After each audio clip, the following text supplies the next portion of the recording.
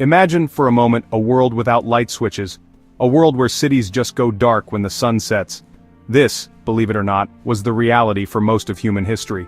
Then, two brilliant minds emerged. They dreamed of illuminating the planet. One was Thomas Edison. He was an American inventor, a master of the practical. He was a celebrity in his own time. The other was Nikola Tesla. He was a Serbian-American visionary, a poet of physics. He saw the universe as a symphony of energy. These two men would change everything. Their story is more than just about inventions. It's a story of ambition, rivalry, and a battle of ideas that shaped our modern age. Their names are etched into the very fabric of our technological world. Edison is the man who gave us the long-lasting practical light bulb. He made light something you could buy and bring into your home. He was a force of nature, a relentless tinkerer with thousands of patents to his name. Tesla was different. He was a man who thought in grand, sweeping concepts. He didn't just want to light up a room, he wanted to power the entire globe.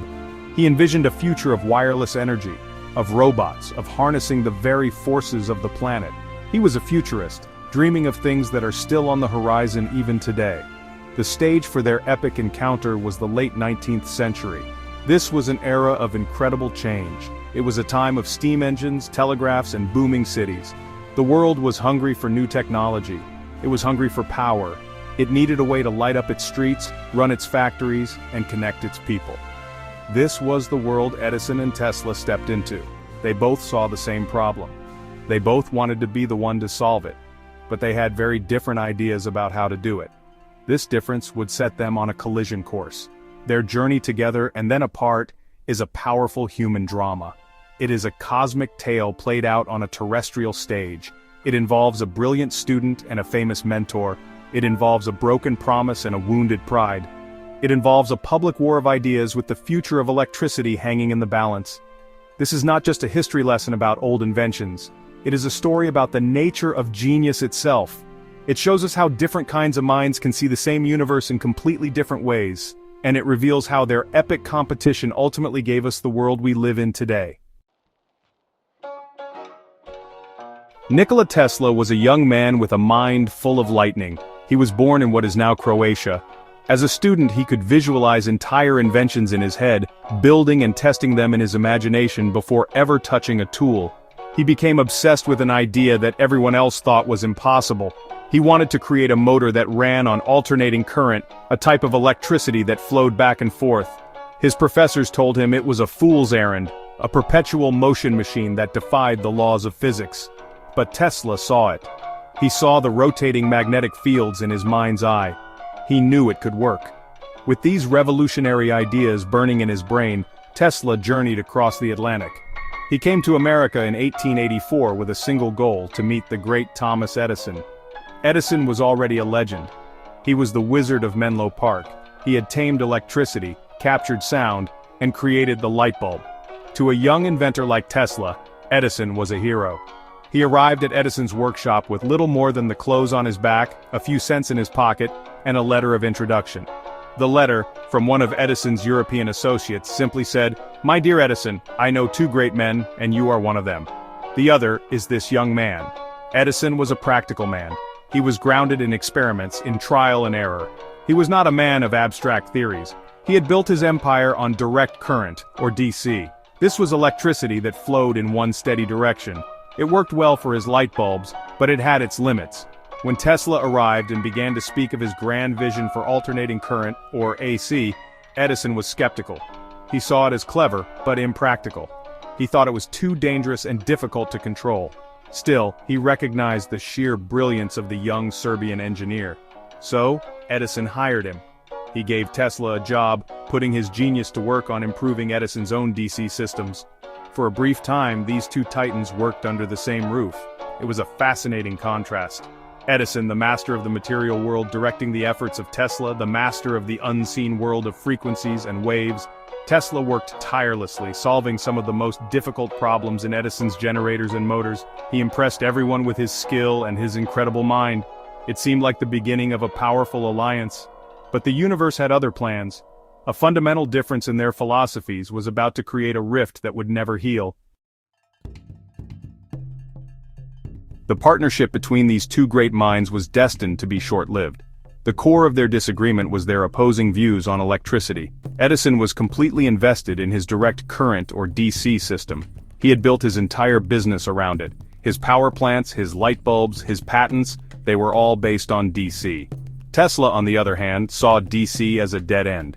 He knew that his alternating current, or AC, was far superior, especially for sending power over long distances. He tried to convince Edison of AC's potential, to see the future he saw so clearly. But Edison was not a man who changed his mind easily. The breaking point came over a specific project. Edison's DC power plants were inefficient and prone to breakdowns. He offered Tesla a handsome sum, $50,000, a fortune at the time, if he could redesign the company's DC dynamos. Edison reportedly said something like, "There's $50,000 in it for you, if you can do it." Tesla, driven by the challenge and the promise of a reward that could fund his own AC projects, set to work with incredible focus. He labored day and night for months, making massive improvements to Edison's designs. He increased their efficiency and saved the company a great deal of money. When Tesla went to Edison to claim his reward, the great inventor simply laughed. He told Tesla he didn't understand the American sense of humor.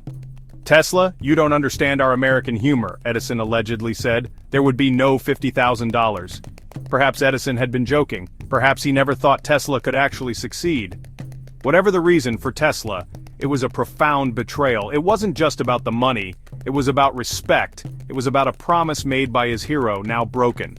He had poured his genius into Edison's company, only to be dismissed. Deeply insulted and disillusioned, Tesla resigned immediately. That single moment changed the course of history. The potential for a legendary partnership was shattered. Tesla walked away from the security and fame of working for Edison. He was now on his own, forced to dig ditches for a time just to survive. But he never gave up on his vision for alternating current. The broken promise lit a fire in him. He was no longer just an inventor with a dream, he was now a rival. The stage was set for a conflict that would electrify the world, a battle of ideas known as the War of Currents. With Tesla now on his own, the Great War of Currents began. This was not a war fought with soldiers and guns. It was a war of ideas, of technology, and of public opinion. At its heart was a simple question: which type of electricity would power the world? Would it be Edison's direct current, or DC, or Tesla's alternating current, or AC? The answer would determine the shape of our cities, the reach of our industries, and the very nature of modern life. It was a battle for the electrical soul of the planet. Edison had the early lead. He had the money, the fame, and the infrastructure. But Tesla had the better idea. Edison's campaign against AC was aggressive and, at times, shocking. He understood that he couldn't win on scientific merit alone, so he decided to fight a war of fear. He set out to convince the public that AC was a deadly force, a menace to society. He published pamphlets with dire warnings. He staged public demonstrations where he used AC to electrocute stray dogs, cats, and even larger animals like horses and a circus elephant named Topsy. He wanted to associate Tesla's technology with death in the public's mind. He wanted the word electrocution to be synonymous with alternating current. Tesla, for his part, had found a powerful ally. The industrialist George Westinghouse saw the immense potential of AC. He understood that it could transmit power over hundreds of miles, something DC could never do efficiently. Westinghouse bought Tesla's AC patents and put his company's resources behind the technology. This gave Tesla the platform he needed to fight back. He countered Edison's fear campaign with dazzling displays of science. He would stand on a stage with millions of volts of alternating current flowing harmlessly over his body, lighting up lamps he held in his hands. He wanted to show that AC, when understood and respected, was not a monster. The ultimate showdown came at the 1893 Chicago World's Fair. It was a bid to light up the entire exposition, a miniature city of wonder. Both Edison's General Electric and Westinghouse's company submitted proposals. Edison's DC plan was incredibly expensive. Westinghouse's AC plan using Tesla's system was significantly cheaper and more efficient. Westinghouse won the contract. That year, the world gazed in awe as the White City was illuminated by Tesla's alternating current. It was a spectacular demonstration of AC's power and safety. It was a turning point. The world had seen the future, and it was alternating. Alright folks, to really grasp the epic battle that unfolded, we first need to understand the players involved. Let's dive into Edison's champion direct current, commonly known as DC. Imagine DC like a calm, straight river. The electricity flows in one constant, unwavering direction, moving from a negative point to a positive point, much like water flowing downhill. This was the very first type of electricity that was harnessed and put to practical use. For instance, batteries produce DC power. It's simple, it's predictable, and it was, relatively easy for Edison to work with in his early experiments. It was the perfect current for his most famous invention, the incandescent light bulb. Edison built his entire electrical empire on this steady flow. His first power station, the Pearl Street Station in New York City, was a DC plant. It sent power out to nearby buildings in Lower Manhattan, lighting up offices and homes. For this purpose, DC worked just fine. It was safe at the low voltages needed for light bulbs and small motors. However, DC had one massive weakness. It was like a river that quickly loses its strength. It couldn't travel very far. The power faded significantly with distance. To electrify a whole city with DC, you'd need a power station every square mile or so, which was incredibly expensive and impractical. This limitation was the central flaw in Edison's vision for a powered world.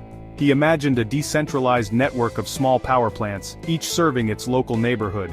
While this worked for dense city centers, it could never efficiently power the suburbs or connect distant towns. Sending high-voltage DC over long distances was simply not feasible with the technology of the time. You'd lose most of the energy as heat in the wires.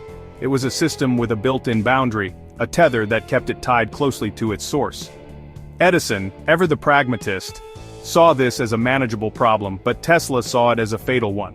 Despite its loss in the war of currents for large-scale power transmission, DC is far from gone. In fact, you are using it right now. Everything that runs on a battery uses DC power: your smartphone, your laptop, your television remote. The electronic chips inside our computers all run on low-voltage DC. Even though the power coming out of your wall socket is AC, your devices use a small converter, that little brick on your power cord, to change it back into DC. So in a way, Edison's current still rules the world of personal electronics. It remains the lifeblood of the digital age, a quiet but essential part of our daily lives. Now let's explore the other side of the conflict, Tesla's visionary alternating current, or AC. If direct current is a steady river, alternating current is a powerful pulsing ocean tide. The electricity doesn't flow in just one direction. Instead, it rapidly alternates, switching its direction back and forth 60 times every second in North America. This might sound, kind of chaotic and strange, but this very property is what makes AC so incredibly useful. Tesla didn't invent AC, but he did something far more important. He invented the system that could finally harness its power, most notably the AC induction motor and transformers. The magic of AC really lies in a device called a transformer. A transformer can easily change the voltage of an alternating current. This was the key that unlocked a global electrical grid. Power plants could generate AC at a very high voltage. Think of this as high pressure. This high-pressure electricity could be sent through thin wires over hundreds, even thousands of miles with very little energy loss. Then, just before it reached your home or a factory, another transformer would step the voltage back down to a safe, usable level. It was an elegant and brilliantly efficient solution to the distance problem that plagued Edison's direct current. This ability to transform voltages made Tesla's AC system infinitely more flexible and scalable than DC. You could build one massive, efficient power plant like the one Tesla and Westinghouse designed at Niagara Falls, and it could power cities and industries for miles around. It meant electricity was no longer a luxury for just a small part of a city. It could be a utility for everyone, everywhere. It was a vision of a truly connected, electrified world. Tesla's mind didn't just see a better light bulb, he saw a planetary-wide nervous system of energy, with AC as its lifeblood. Edison's campaign to paint AC as deadly was pure propaganda. While high-voltage electricity of any kind is dangerous, AC is not inherently more so than DC. In fact, AC's ability to be easily transformed to safe, low voltages for home use is one of its greatest safety features. The system that Tesla designed and Westinghouse championed is the very system that powers our civilization today. Every time you plug an appliance into a wall socket, you are tapping into Tesla's dream. You're connecting to a vast continental grid of alternating current, a testament to a visionary who saw the future in the rhythm of a wave. The War of Currents was just one chapter in the lives of these two men. Their personalities and working styles were as different as their electrical currents. Edison was the ultimate entrepreneur, a master of the press, and a captain of industry. He ran his laboratory in Menlo Park, and later in West Orange, New Jersey, like a factory for inventions. He employed a team of researchers and mechanics who would systematically test thousands of ideas. His famous quote, "Genius is 1% inspiration and 99% perspiration," perfectly captures his method. He was a grinder, a tinkerer, a man who succeeded through relentless trial and error. Tesla, on the other hand, was a solitary visionary, a poet of science. He worked mostly alone, a lone wolf of invention. Where Edison's lab was a bustling factory, Tesla's was a temple of mystery, filled with crackling sparks and humming coils. His process was almost entirely internal. He would build, test, and perfect his inventions in his mind, running them for weeks in his imagination to look for flaws before he ever drew a schematic or touched a piece of metal. He was driven not by profit, but by grand visions of advancing humanity. He saw the universe as a symphony of vibrations and frequencies that he could tap into. After the War of Currents, their paths diverged dramatically. Edison continued to be a celebrated public figure. He went on to invent the kinetoscope, a precursor to the movie projector, and made significant improvements in cement manufacturing, storage batteries, and mining technology. He amassed a huge fortune and became one of the most famous and respected men in America. He cemented his legacy as a practical inventor who gave the world tangible products. He focused on things he could hold, patent, and sell. His genius was in making the future practical and profitable. Tesla's later years were filled with breathtaking visions but also with profound disappointment. He dreamed of wireless communication and the wireless transmission of energy across the globe. His Wardenclyffe Tower project on Long Island was meant to be the start of this global wireless system, but he lost funding and the project was abandoned. He spent his later years living in New York City hotels, continuing to theorize and invent, but with little financial backing. He died relatively poor and alone, a man whose mind had leaped so far into the future that the world couldn't keep up. So, who won? In the short term, in the battle for public perception and financial success during their lifetimes, you might say Edison won. He died a wealthy and famous man, celebrated as America's greatest inventor. His name became a household word, synonymous with ingenuity and light itself. His company, General Electric, remains one of the largest corporations in the world. He left a legacy of over 1,000 patents, a testament to his incredible productivity and his focus on creating marketable products that people could use in their everyday lives. Edison gave us the industry of invention. However, if you look at the fundamental technology that underpins our modern civilization, the victory clearly belongs to Tesla. The alternating current system he championed is the undisputed global standard for power generation and transmission. The AC motor is the workhorse of industry, running everything from refrigerators and washing machines to factory equipment and power tools. His ideas laid the groundwork for radio, remote control, and countless other technologies. Tesla's vision was so far-reaching that we are still catching up to it.